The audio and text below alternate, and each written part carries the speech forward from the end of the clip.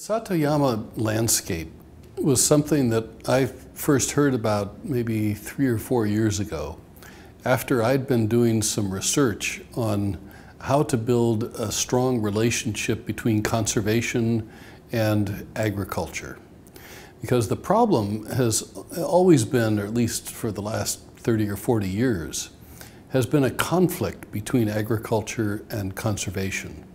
So if you look in the Millennium Ecosystem Assessment, the leading cause of ecosystem degradation is often agriculture.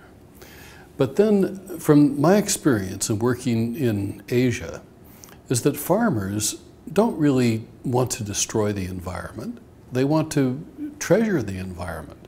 They want to conserve biodiversity. They appreciate tigers. They appreciate having birds to eat the insects. They appreciate having genetic diversity around them. They appreciate the water that comes from ecosystems. So why were we having this conflict? That's the question I wanted to answer.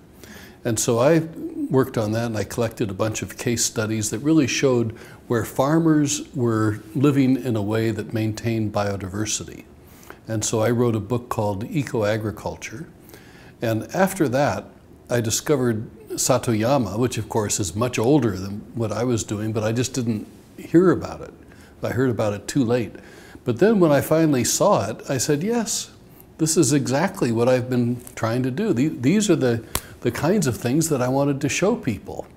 This is the kind of relationship between people and biodiversity and the whole productive system of agriculture that we needed to see.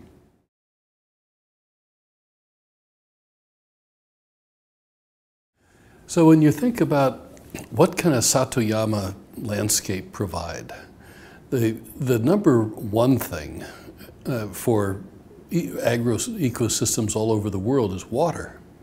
Because without water, you're not going to be able to grow any crops. So if you've got a forest along the top of a ridge or in the watershed, you're much more likely to get decent quality water for the agricultural use. And if you have rice fields down below, you use the water and some of it drains out and it goes to other ecosystems further downstream. So that's one. The other one is that by having a diversity of habitats within the system, you also are able to keep predators within the system. So you've got populations of birds that feed on insects. If you've got a healthy ecosystem, you've got dragonflies that feed on mosquitoes. So you've got the predator control over pests. And then, perhaps most important in many ways, is that you have genetic diversity. So you have the wild relatives of many domesticated plants and animals that live within the system, or at least close by. So that you have an evolving system, not something that is stuck in time and that needs agricultural chemicals and pesticides and fertilizers in order to continue to function.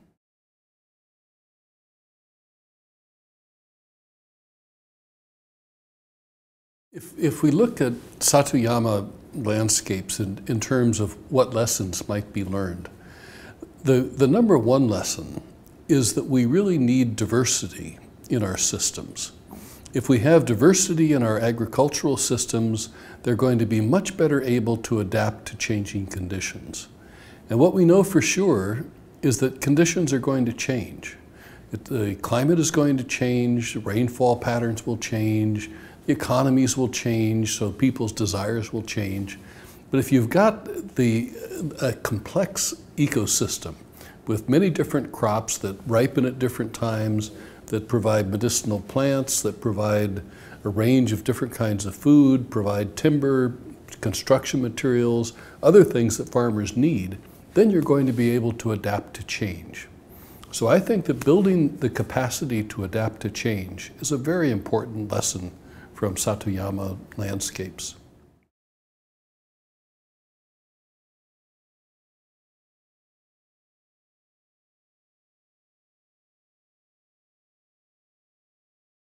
So if we look at the major problems that are facing the environment, or the environmental problems that are facing society today, agriculture, Satoyama landscapes will help to sequester carbon in the living material and in the root systems and in the soil diversity, but also builds the capacity to adapt to the changing conditions that are certain to come.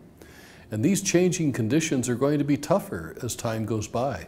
We're going to have heavier typhoons, more unpredictable rainfall, and maybe temperature variations will change. So having these complex systems is going to help us to adapt to those kind of changes. We're also losing biodiversity.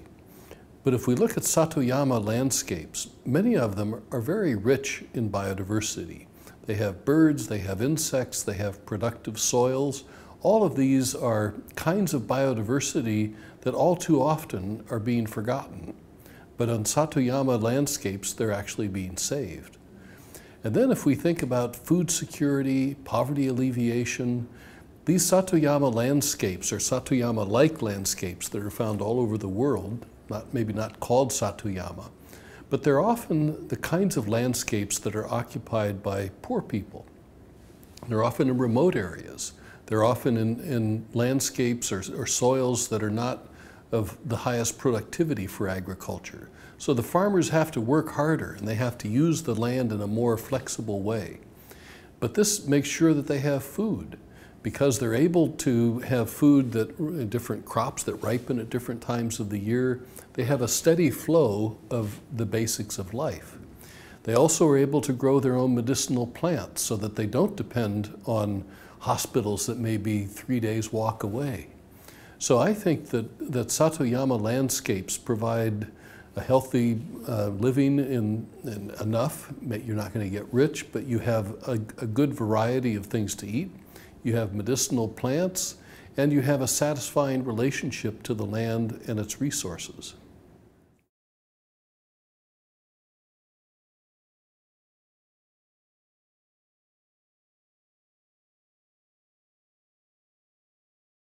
One of the big challenges that we've seen and has been clearly identified by the Millennium Development Goals is how are we going to actually improve the poverty situation? How are we going to improve maternal and child health?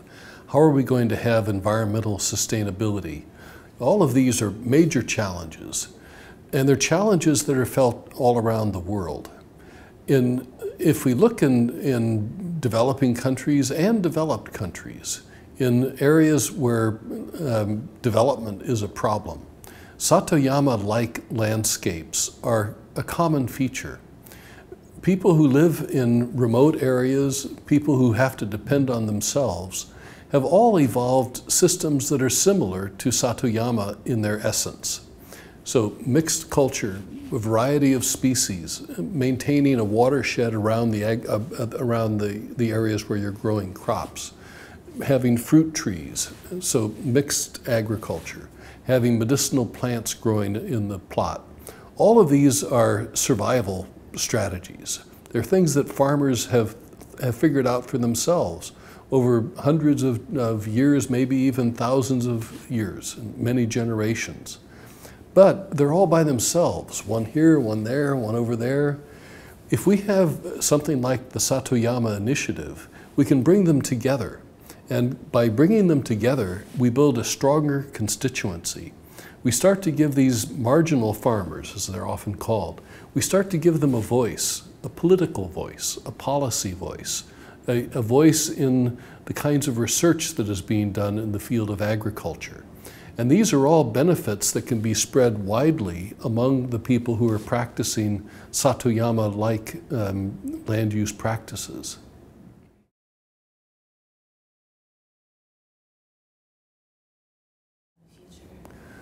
I think in terms of hopes, what can we really get out of this? I think that given the great increase in the capacity to communicate, we now have the ability to enable people in one side of the world to communicate with people way over on the other side of the world, learn from the things that they're doing, building capacity, helping them to build legitimacy with their governments. Often enough, the problems that these people are suffering from are because of inappropriate government policies. So if we're able to elevate this issue on the agenda of governments, then it's going to have benefits to the people who are living in Satoyama-like landscapes. I think that we can also reasonably expect to have a lot more information available about how these systems are functioning. Do people have new ideas on how they can be improved?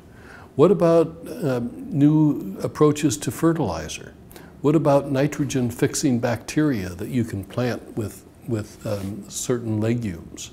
What about medicinal plants that may be able to help in certain kinds of diseases that may be appearing?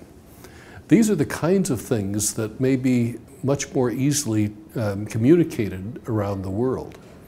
And I think that with the technology we have, it won't be long before we'll be able to translate these things into different languages.